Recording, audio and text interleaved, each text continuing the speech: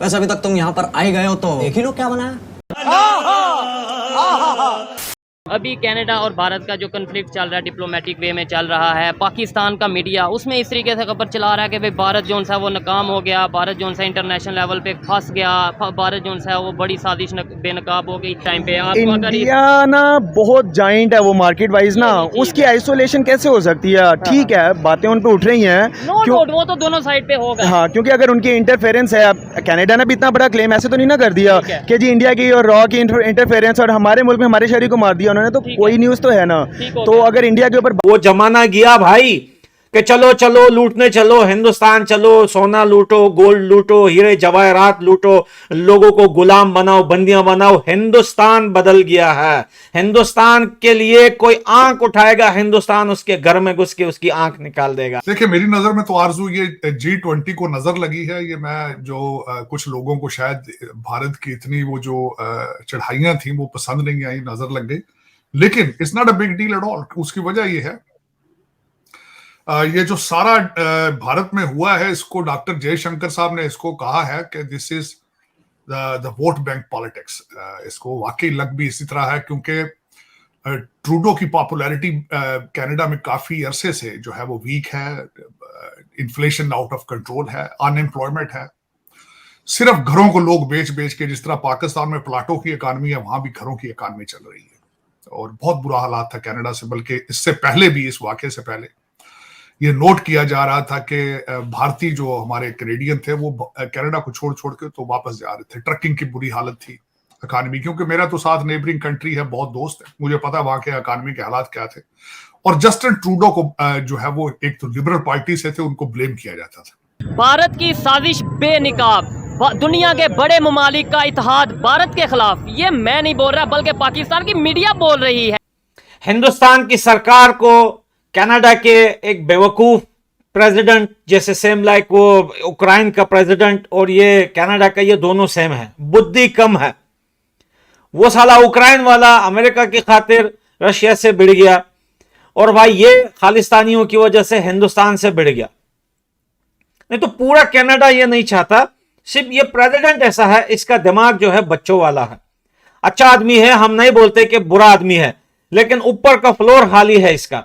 भाई जब ये अपने मुंह से कह रहा है कि हिंदुस्तान जो है उसने एक कैनेडियन शहरी के साथ मारा है उसको, और वो कनाडा में है, जब वो कैनेडियन है तो वो हिंदुस्तान में क्या काम उसका? भाई मैं साफ साफ पूछता हूं ये कनाडा के प्रेसिडेंट से, जब आप अपने मुंह से कह रहे हो कि भाई वो बंदा कैनेडियन था, वो क्या नाम है, कौन सा सिंह नाम था उसका, तो जब वो कैनेडियन था उसका काम क्या है हिंदुस्तान में? लेकिन एक हेड ऑफ स्टेट जो कि कनाडा, एक मैं समझता हूं कि एक बड़ा कंट्री है, उसको बगैर किसी प्रूफ के, बगैर किसी एलिगेशन के अपनी असेंबली के अंदर इतना बड़ा इल्जाम लगा देना, और फिर उसके ऊपर इतनी मार्केटिंग करनी, फिर सारी दुनिया को कोशिश करना, साथ लेकर उसको कन्विंस करने की कोशिश, नाकाम कोशिश। जस्टिन ट्रूडो साहब ने अमेरिका की सपोर्ट लेने की कोशिश की, यूके को कन्विंस करने की कोशिश की, एक जायंट उनसे स्टेटमेंट लेने की कोशिश की।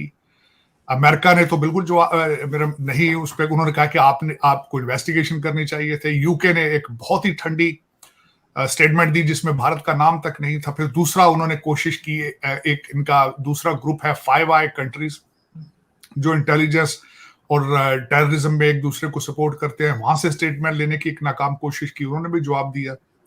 फिर उसके बाद उनकी जो मेलनी जोली है, वो उनकी जो फॉरेन मिनिस्टर है, वो आई है यूके, यूएस में आई है, यूनाइटेड नेशंस में, तो उन्होंने G7 की सपोर्ट लेने की कोशिश की, लेकिन किसी ने सपोर्ट नहीं उनको किया। क्योंकि और दूसरा एक सबसे बड़ी बात है, लोग अब समझते हैं कि Bharat is the 5th largest economy on the planet, so उनके साथ किसी चीज का मजाक जो है वो उनको सूट नहीं करेगा बिल्कुल। और यहाँ पे ये बताना चाहूंगा कि इस वक्त भारत जो है वो कनाडा से दालें ले रहा है और आटा ले रहा है, तो वो बंद कर देंगे, कहीं और से लेंगे, इनकी इकानमी मजीद खराब होगी। अगर बैनुल अक़वामी साजिश भी इसके ऊपर थी या कोई और कंट्रीज़ भी इसके अंदर मुलव्विस थी, लेकिन भारत जो अभी मतलब स्टांस लेने जा रहा है और जो अभी बज़ाहिर नज़र आ रहा है, वो हम यही कहेंगे कि नज़र तो यही आ रहा है कि बड़ा अच्छा जो है वो सबक सिखाएगा भारत और पूरी दुनिया के लिए जो है वो एक सबक बनेगा। जब पहला कत्ल हुआ था तब तो लग रहा था शायद इंडिया ने करवाया, लेकिन जब यके बाद धीरे दूसरा कत्ल हुआ है उससे लग रहा है शायद इसमें दूसरी मुख्तलिफ मुल्क ये जो सियासत है इसमें इन्वॉल्व हुई है। क्योंकि मेरे सुनने में जो मैंने एक रिपोर्ट पढ़ी उसमें यह आया था कि जो G20 हुआ है उसमें कहा यानी अमेरिकन और उनके सपोर्टर्स थे, उनका कहना यह था कि वहाँ पे रशिया की जो मुखालफत की जाए। कनाडा के ऊपर यूके, ऑस्ट्रेलिया या यूएसए का प्रेशर होगा, इस वजह से वो मामलात को नॉर्मलाइज करना चाह रहे हैं। जी बिल्कुल, क्योंकि इंडिया को बाकी ममालिक से बहुत ज़्यादा सपोर्ट है। जैसे वहाँ पे जब G20 समिट हुआ है तो काफ़ी मुल्क के जो वज़ीर आज़म हैं या कोई भी पॉलिटिशियन हैं उन्होंने वहाँ पे शिरकत की है G20 में, तो इंडिया को इस टाइम काफ़ी सपोर्ट है। अमेरिका आया है तो वो भारत की कामयाबी देख के मचल गया, उससे रहा नहीं गया कि नरेंद्र मोदी को जिस तरीके से पूरी दुनिया के लीडर्स ने अप्रिशिएट किया है, इवन कि वो ख़ुद भी ऑटोग्राफ लेने के लिए उनके पीछे पीछे जा रहे थे।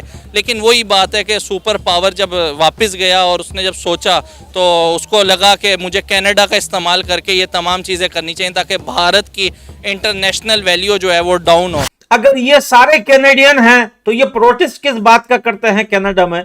ये कनाडा में हिंदुस्तान की एम्बेसी पे हमला क्यों करते हैं? ये हिंदुस्तान आने की कोशिश क्यों करते हैं? जब इसको वीजे नहीं मिल रहे, इनके वीजे डिनाई हो रहे हैं, तो फिर ये आने की क्यों कोशिश कर रहे हैं? हिंदुस्तान जो करना है वो करके रहेगा। हिंदुस्तान वो हिंदुस्तान नहीं कि दुनिया करे हिंदुस्तान चुप रहे। हिंदुस्तान चुप नहीं रहेगा भाई, हिंदुस्तान चुप नहीं रहेगा। नियम बदल गए, सरकार बदल गई, दुनिया बदल गई, हिंदुस्तान बदल गया। अगर कोई देश जहां पर भी मारेगा, हिंदुस्तान वहां पे घुस के मारेगा।